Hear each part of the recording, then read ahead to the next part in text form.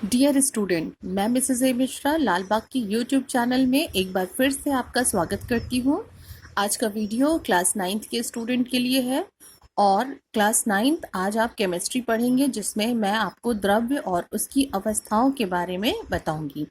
पिछले वीडियो में मैंने आपको बायो के प्रदूषण चैप्टर के बारे में पढ़ाया था, वायु प्रदूषण। आज हम लोग केमिस्ट्री पढ़ेंगे, द्रव्य और उसकी अवस्थाएं। आइए सबसे पहले जानते हैं कि द्रव्य क्या होता है। द्रव्य माने बच्चों पदार्थ होता है, मैटर।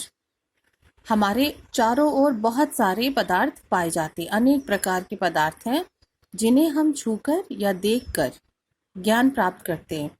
जैसे आप चाहें तो पत्थर को छू सकते हैं, देख सकते हैं। उसी प्रकार धातु, लोहा, तांबा, स्टील, एल्युमिनियम, लकड़ी, पेड़ पौधे, दूध, जल, मिट्टी आदि सभी को आप देखकर या छूकर इनको महसूस कर सकते हैं। लेकिन कुछ को देख या छू नहीं सकते, परंतु अनुभव कर सकते हैं। जैसे वायु। वायु को बच्चों आप सिर्फ अनुभव कर सकते हैं, देख नहीं सकते या छू नहीं सकते। इन सभी पदार्थों में द्रव्यमान होता है। हमारे आसपास जितने भी पदार्थ पाए जाते हैं बच्चों, उनमें द्रव्यमान पाया जाता है और ये स्थान घेरते हैं, इसलिए इन्हें द्रव्य, पदार्थ या फिर मैटर कहते हैं। तो बच्चों हम कह सकते हैं कि द्रव्य की परिभाषा क्या हुई। द्रव्य ब्रह्मांड का वह अवयव है जिसमें द्रव्यमान होता है और जो स्थान घेरता है, अर्थात उसमें आयतन पाया जाता है या वो आयतन रखते हैं। दूसरा टॉपिक है हमारा बच्चों एनर्जी।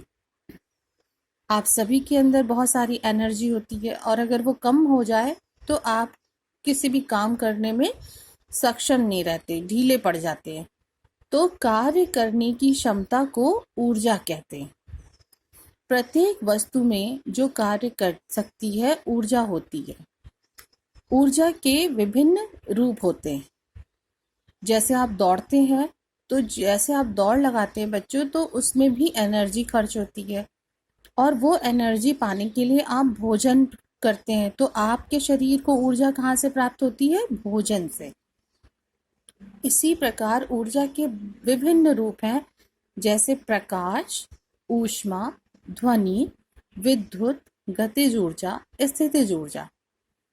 इन सब को हम अपनी ज्ञानेंद्रियों के द्वारा ऊर्जा के प्रभाव को महसूस या अनुभव करते हैं। द्रव्यमान किसी वस्तु में उपस्थित द्रव्य की मात्रा द्रव्यमान कहलाती है। उस वस्तु का द्रव्यमान कहलाती है कि कोई भी वस्तु है उसमें उसका द्रव्यमान पाया जाता है। भार यानी वेट।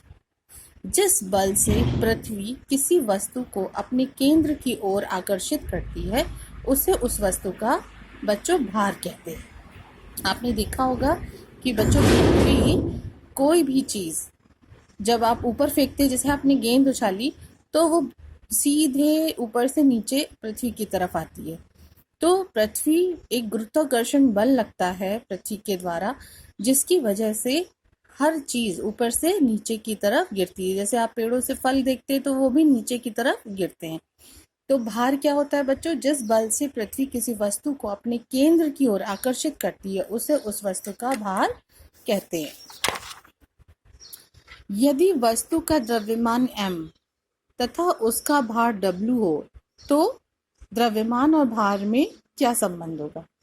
तो द्रव्यमान और भार में संबंध ये होगा कि W बराबर m इंटू जी, क्योंकि हम पृथ्वी के पे हैं और पृथ्वी के केंद्र से जो बल लगता है वो भी जरूरी है।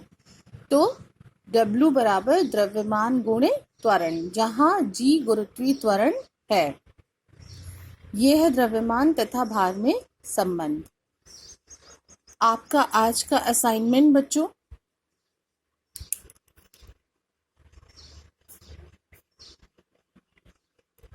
आज के असाइनमेंट में ये 5 क्वेश्चन हैं, इनको आप सॉल्व करेंगे।